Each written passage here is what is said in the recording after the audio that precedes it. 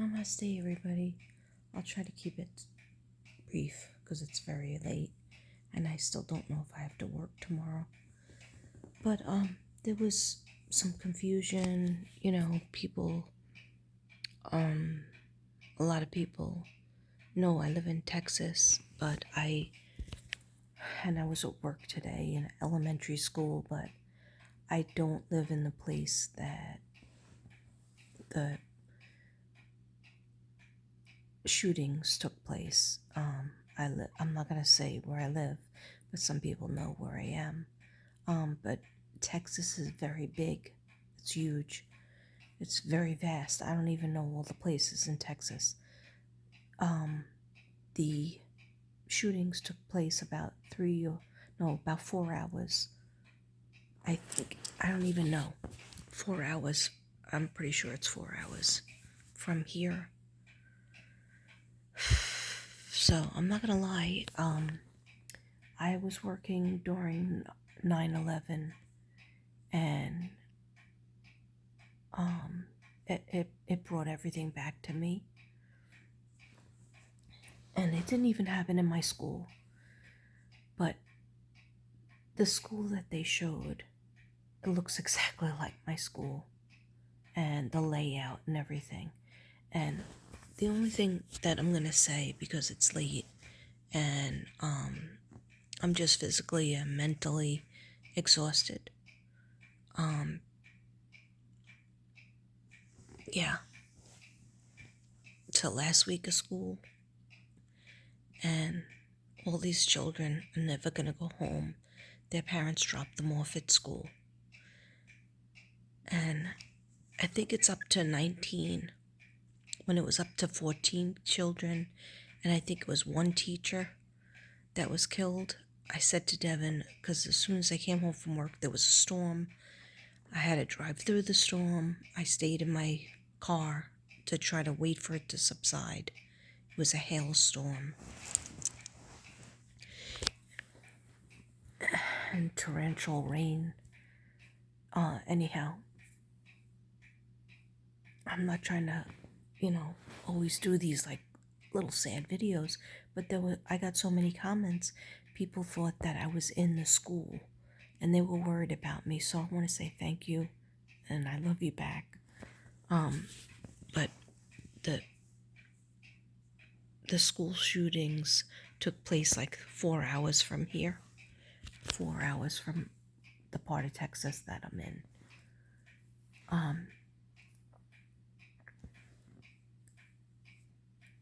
I'm just so angry because I am a teacher since, you could even say since 1981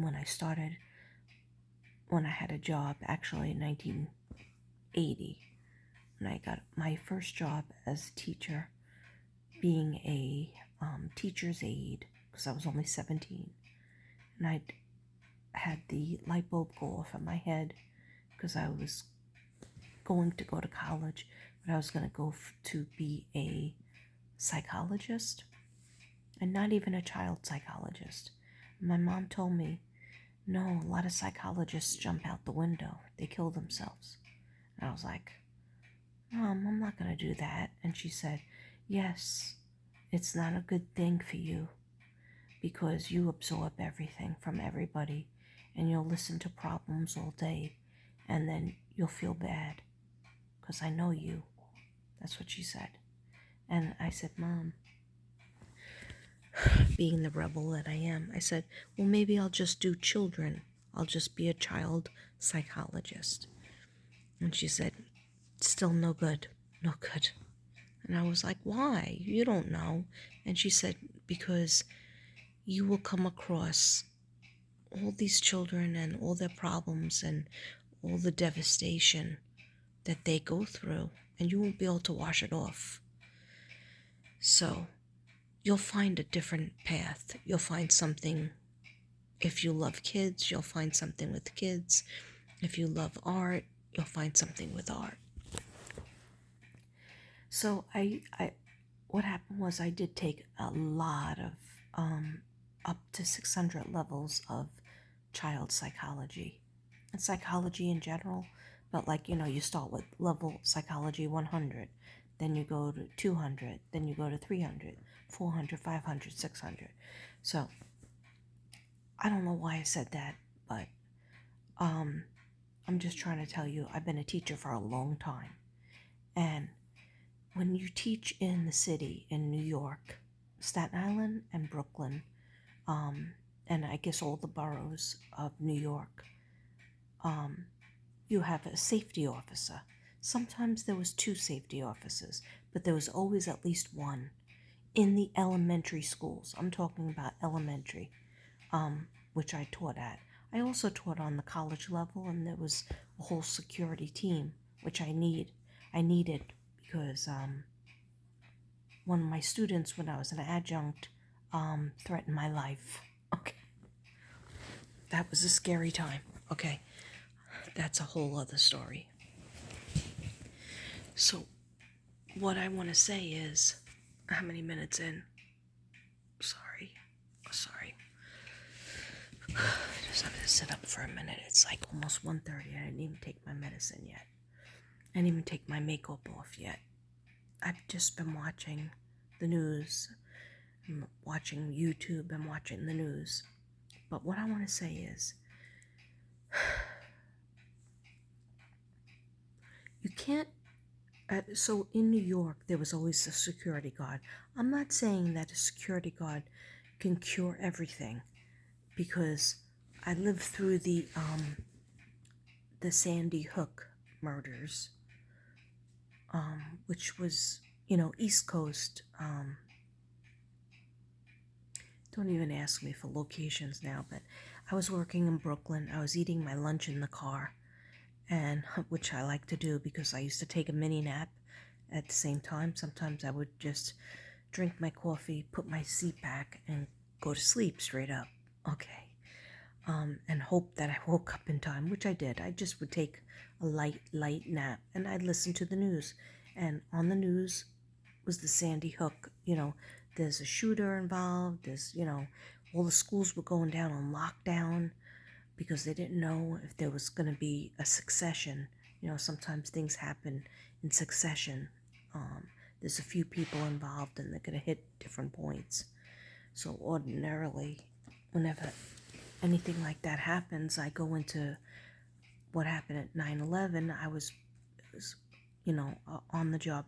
I don't even want to talk about it. There's just too many, and I have anxiety. I have PTSD. So from it, a safety officer being available is just almost like one level, of safety. Of course, having, no entrances that just anybody off the street can get to would be a very good thing, too. There's no safety officers in any of the school. Now, I'm here 7 years. I'm here in Texas for 7 years, in my particular place in Texas. And I've worked in probably 10 schools or more. So 10 different schools. One school went from pre-K all the way to high school. No schools have a safety officer. Does a car come, a safety officer come and maybe check something out? Yeah. Do the police car come and check something out? Yeah. But is there a desk like they had in New York with a safety officer available? No. Okay. I think it's important. Okay. So what they have is an option, because I'm even trained to be a sub here in Texas. I have to go to training every year. Okay. Doesn't matter that I have a master's degree. Doesn't matter that I have 75 years experience. Okay. Doesn't matter that I worked in New York and Brooklyn and Staten Island. That doesn't matter. I still have to go as a substitute to sit and take a class for 4 hours every year and refile I would say it's like over 30 pages of some sort of application that I do online. Devin has to help me because I don't even understand it. Sometimes he doesn't even understand it. And I go through this process every year. So during the training, what they had told me and told everybody is how they're going to make things, safer is they're going to give an option to a teacher, not a sub, okay? I don't matter. Subs don't matter, okay?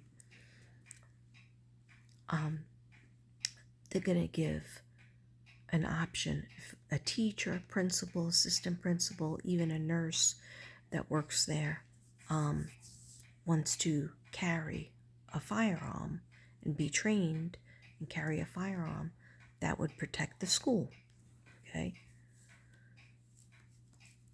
So it would be one person that would be allowed to carry a gun into the school because they're trained. So maybe prevent, somebody from killing what happened today, okay?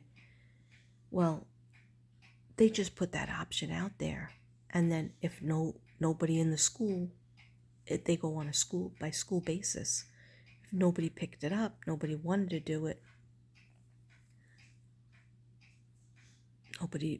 nobody's, who's protecting the kids? Okay, we don't have a safety officer. They say that there are safety officers, there's 4 to each district or some BS like that. I have never seen a safety officer located in each of the schools that I go to, okay? So maybe there is somebody carrying that I don't know about, that I'm not aware of because I'm a sub, okay? But this 18-year-old kid that shot up all these children today and 2 teachers and also shot his grandmother. And his grandmother's on, I thought she died right away, but they airlifted her to, I think, San Antonio, and she's in critical condition. Anyhow, maybe they only had like 4-foot fences. You watching him on the surveillance tape, you see him coming, and he's got 2 long, big guns, allegedly, okay, that they're still not sure, but why are they not sure? Did he kill them with a BB gun? No. He mowed down, he straight up walked into the school, front door. He was in fatigues, right? So he protected himself. And then he started shooting all people that were right there in the entrance. Then he went in and barricaded himself, which I didn't even know that. Barricaded himself and shot more people. There are more people in the hospital than we don't even know about. Kids that just didn't get out. Parents don't even have knowledge of where they are. Maybe they're in the hospital, maybe they're still alive, but parents don't know where they are. Grandparents or whoever takes care of these children. This is ridiculous. And so I am saying, the president spoke, the assistant president, vice president spoke, and they're saying, this is why we should not have any guns. No, it's mental illness. That's always going to be. We have to deal with people who have mental illness. It's always the same story. He was bullied in high school, and so he dropped out. He was severely bullied. There are all these people that crack, that, kids that crack, or people that go and commit murders. Most of them, I would say 95%, 97%, they were bullied, and then they take it out on everybody. Okay, so we have to be ready in the schools. We have to be ready. This happened at 11 o'clock, 11:20. I went into my job half day at 11 o'clock. That's when I was taken over. Teacher left, and I took over. Anyhow, I just wanted to let people know that I was okay. Thank you for caring about me. It wasn't the same area. It was a different area. But my point is, when I looked at the TV, when I got home, First, it was 11 kids that were definitely pronounced dead. When I got home, I was talking to Devin about it. I said, I need to watch it.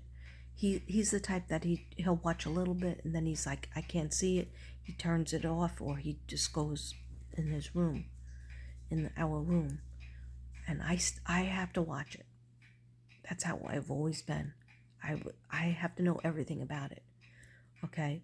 And then, of course, it makes me upset. But I'm not going to put my head in the sand. And so I said to Devin, when he was still up with me, I said, now it went from 11 to 14 to 15 kids. Then all of a sudden it was 19.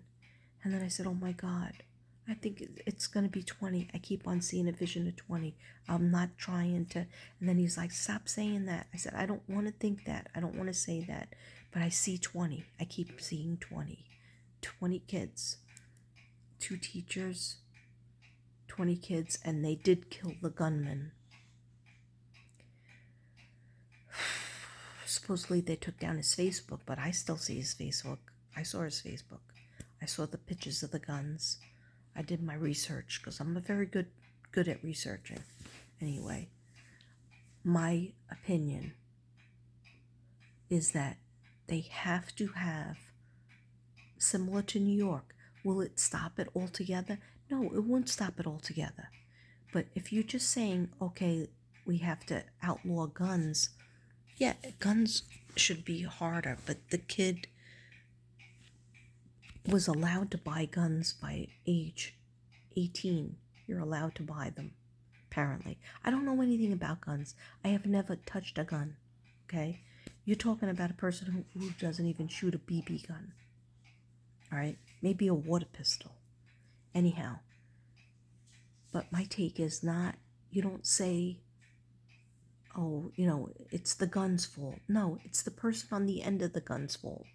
Okay, it's mental illness. That has to be dealt with. And it's also, these schools need to be protected. Anybody could just walk in. I mean, I got locked in the school. I got locked in.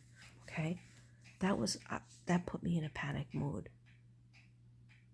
And nobody was there. No security guard. Like, the janitor wasn't there. I mean, I just happened to bump into somebody that was in the after school center, but he really had no, ideas for me, how I can get in. He was kind of ignoring me. Anyway, they need to have secure, I don't care, maybe 2 policemen for each school.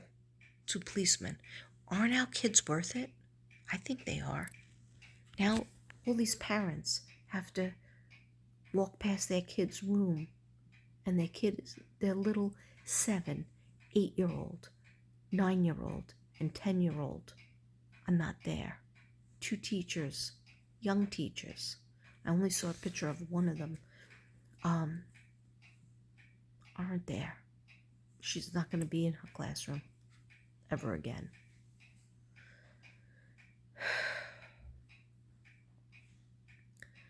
So I'm going to hang up. When I hang up, I'm going to light my candles that I have for all the children and for Suzanne and all the people, missing people, Maya, Suzanne, Jennifer. There's just too many. There's too much on my heart. And I know it's too much on everybody's hearts, but it's just that I was in 3rd grade today, and I had 2 3rd grade classes, and they're 8 years old, and they're 9 years old. One kid even told me, hey, I'm not even 8 or 9. I'm still in 3rd grade, and I'm 10. Okay, and I was like, and that's all right. That's why you're so smart. That's why you're so good at being a 3rd grader. And he's like, yeah, I'm getting better. And I go, yes, you are. I really like how your work is getting better. And just the way he looked at me was like, thanks for that. Like, he has problems. He gets tutored and taken out and pushed in, and all these things. But he's trying. Like he admitted, I'm 10. I'm supposed to be in 4th grade or 5th grade. Anyhow, So I just want to say prayers up for all the children that became angels. They went to school to learn and be safe, and they became angels. So please pray for their families. They're going to need all the prayers. People who went to heaven and the brave teachers that tried to protect their kids today. God bless them. And please pray for all their families. Thank you.